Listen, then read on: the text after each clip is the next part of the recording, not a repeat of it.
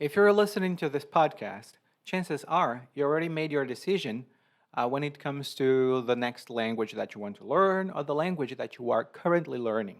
But some people listen to this podcast, and also sometimes you might want to talk to someone about how to choose their first language to learn. Whether you're a student, a professional, or just someone looking to expand their horizons, this can be a hard decision to make. But don't worry, I'm going to talk a little bit with you about this with no BS, as always, just to get you started into learning languages, depending on what language you want to learn, of course. And as always, I am Eli, your host and language learning partner as well, depending on the language that you are learning. And you're listening to No BS Languages, a podcast about languages and learning them in a practical and applicable way. So, what does it mean to choose your first language or your first foreign language? When you select the first language to learn, in addition to your own native language, it's not only about, oh, I want to choose this language because I find it interesting. Not That's of course something that you have to take into consideration. But when you choose a language, you have to think that one, this is something that you're going to spend some time with. You'll probably have to express yourself in that language. And three, you're going to deal with people whose culture speaks or uses that language as the main medium to communicate or the main language to communicate. In addition to that, you have to remember you don't need to stop in the first language that you learn in addition to your own. You can learn others later on. But you have to consider a few factors.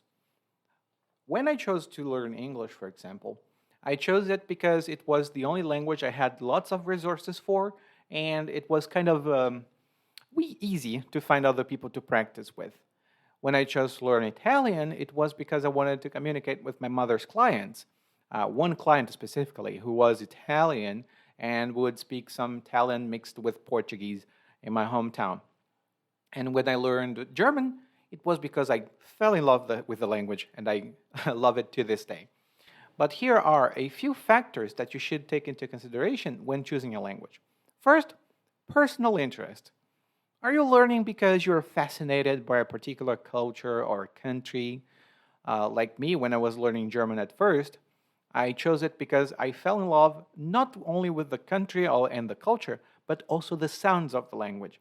As weird as it might sound to you, it's a very nice thing that for me. Oh, it was actually something that was good for me. And if you have a personal interest for that particular language, it can help you a lot. I have lots of friends who love anime and Japanese culture, and they learn Japanese even though that's a very hard language because they love the language and the culture. A second thing that you might consider is career goals. If you are not a native English speaker, probably English is a language of choice because it's the language everyone uses. It's the language you can find most on the internet, at least um, for most topics, you have something in English. And if you're like me and you have to use languages for academic purposes, you will probably have to learn English. But if you are an English speaking person, like native speaker, and you don't need to learn English anymore in the sense that you already communicate in it, you might want to consider, well, I'm going to travel to Mexico and I will learn Spanish because I'm going to live there. And also, the company I work with is a Spanish speaking company. I've had many students come to Brazil, students who came to Brazil actually, to work here because they had business here as well. And they wanted to communicate in the local language in addition to English because most people here, when they do business with other countries, they also speak English because that's expected. You also have to take into consideration practicality and accessibility. Good words to mean, do you have materials that are enough to carry you along your journey? I have a friend who learns Arabic, and he tells me that Resources for Arabic, especially for English speakers, are not very plentiful. They have there are some materials online, but not as many as you would find for Spanish, for example.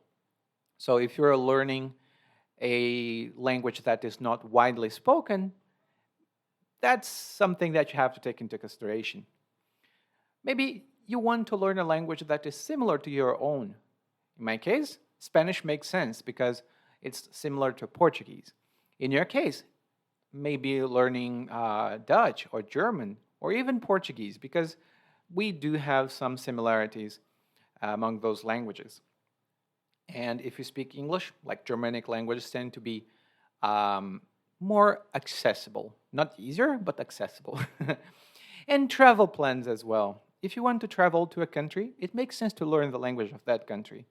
Even if it's like a time limited project, because you may never visit that country again, learning the language for at least that specific trip might help you enjoy your trip faster or better. And you also, when you choose your first language, in addition to considering those topics,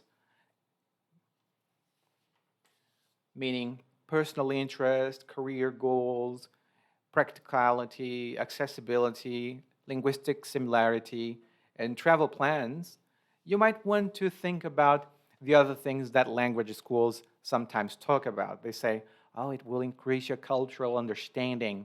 It's going to be a very good thing for your brain because it helps um, thwart the cognitive decline and things like that. Well, those are good reasons. They're kind of abstract. I think if you stick to the most practical ones, you're going to make a good choice. And let's say you want to learn a language just because. Well, that's a good reason, as long as this reason will carry you along the way. I talk a little bit more about in the blog about motivation. You can find the link to the article in the description of this show. And just to recap everything that we talked about, if you're learning a language and it's not mandatory, for example, you're not traveling to a country or doing something like this, try before you commit. You don't need to make a final decision as soon as you think, oh, I'm going to learn the language. Many people think, and especially because they see things online, they see those things about never give up, you have always to persist, you have to finish what you start. Bollocks. Life is too short. You don't need to commit to something that you don't like, unless, of course, you're obligated. You're forced to. If you're forced to do that, well, that's that. But if you're not forced to, try it. Learn for a month or two. I did that with Hungarian. I actually like the language. I have a good friend who speaks Hungarian. But I thought, well, maybe that's not the language I want to keep learning. And then I stopped. I still have the books, by the way. And you also have to set goals. They don't have to be ultra specific, but the more specific, the better. It doesn't need to be something like, in 6 months, I'll be conversant in the language. No. It just needs to be, every day, I'm going to learn 20 minutes or 30 minutes and maybe practice something, complete an exercise, something that you can do every day. Focus on the habit, on the goal of establishing a new habit. And remember, there is no perfect language to learn first. The best language to learn is a language that you will be excited to learn and that you will feel like, well, I want to learn a little bit more about that language today because, it's something that you're going to carry for life. Now, I would love to hear about your experience. On Spotify, you have a feature to leave some comments. So if you're willing to, leave some comments. Or you can send me a message directly through my website. It's nobslanguages.com. Again, nobslanguages.com.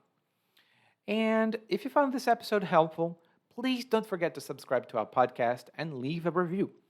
Your support really helps me reach more language learners around the world, and it helps us create this community that I so much want to create about language learners who are practical and more down to earth.